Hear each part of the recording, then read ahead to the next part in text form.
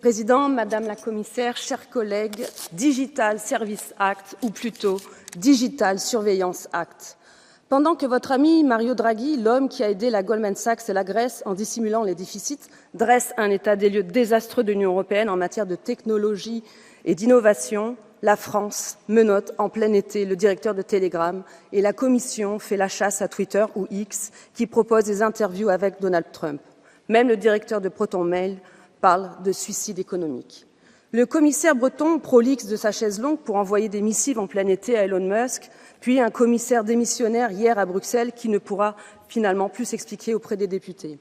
Oui, un sale été pour la liberté d'expression et l'innovation, sous prétexte, je cite, de protéger les citoyens européens.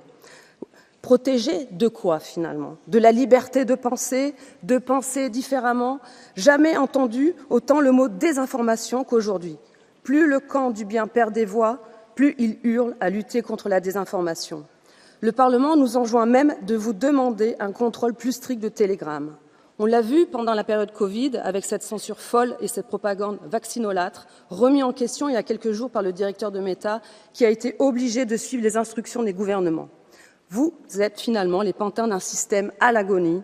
L'union que vous voulez, avec même un plan à 800 milliards d'euros, n'ira pas loin, mais c'est peut-être là l'arnaque.